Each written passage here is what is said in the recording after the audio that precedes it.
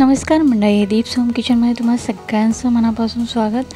आज मी तुमच्यासाठी घेऊन आली आहे सकाळच्या नाश्त्यासाठी झटपट होणारी अगदी हेल्दी रेसिपी, जास्त मेहनत न करता ब्रेकफास्ट रेसिपी। तर चला वेळ न घालवता आपण या रेसिपीला सुरुवात करूया। यासाठी मी घेतलेले आहे 1.5 कप पोहे। पोहे आपल्याला स्वच्छ धुवून घ्यायचे आहेत आणि त्यातलं पाणी पूर्ण काढून टाकायचं आहे आणि थोड्या वेळाने ते मॅश करून घ्यायचं। आपल्याला पाणी पूर्ण ऑब्झर्व झाल्यानंतर असं आपल्याला प्रॉपरली मॅश करायचं आहे आणि हे व्यवस्थित असं मॅश झाल्यानंतर मग आपण याच्यामध्ये ज्या वाटीने आपण पोहे घेतले त्याच वाटीने आपल्याला 1 कप रवा घ्यायचा आहे आणि त्याच वाटीने आपल्याला 1 कप दही घ्यायचं आहे। तिन्ही जिन्नस आपल्याला व्यवस्थित मिक्स करून घ्यायचे आहेत। पहिला चम्मचने मिक्स करून घ्या, नंतर हाताने आपल्या प्रॉपर मिक्स करून घ्यायचं। हाताने कसे ह्या गोष्टी प्रॉपर मिक्स होतात। हे थोडं पातळ वाटेल पण नंतर व्यवस्थित होऊन जसं जसं पाणी कमी होत जाईल त्यातलं तसं ते व्यवस्थित होऊन जाईल। आता हे झालेलं आहे मिक्स प्रॉपरली। आता हे झाकण लावून 5 मिनिटासाठी आपण साईडला ठेवणार आहोत आणि नंतर 5 मिनिटानंतर आपण याच्यामध्ये ॲड करणार आहोत कलोंजी आणि त्याच्यानंतर थोडंसं चवीनुसार मीठ टाकणार आहोत। कोथिंबीर टाकायची आहे आपल्याला थोडीशी आणि मिक्स करून घेऊया। आता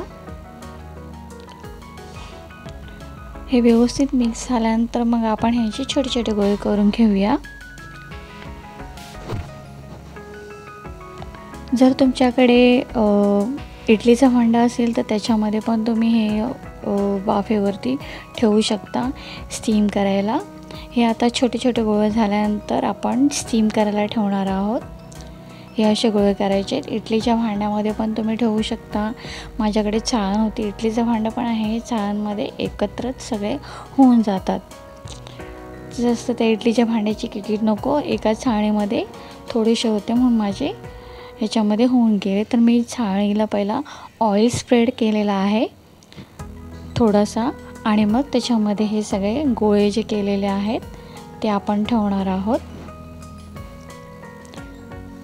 एक एक असे प्रॉपरली लावून थोडंसं एकदम चिटकून लावायचे नाही आपल्याला। आणि कढईमध्ये थोडंसं पाणी ठेवलेलं आहे 1 ग्लास, अर्धा ते 1 ग्लास आणि मग त्याच्यामध्ये आपण पाणी थोडंसं गरम झालं की आपण ही चाळणी ठेवणार आहोत। 10 मिनिटासाठी आपल्याला वाफेवरती ठेवायचं आहे ते। तोपर्यंत आपण तडक्यासाठी तडका पान ठेवलेला आहे, त्याला तडका देणार आहोत। त्याच्यामध्ये राई टाकलेला आहे 1 चम्मच आणि मग आपण टाकणार आहोत त्याच्यामध्ये चिली फ्लेक्स। चिली फ्लेक्स टाकलं ना की त्याला अजून टेस्ट येते, तर ट्राय करा चिली फ्लेक्स आणि राई टाकण्याचं। आणि सगळे आपण जे आपले वाफून झाले ते थंड झाल्यानंतर मग आपल्याला याच्यात टाकायचं आहे।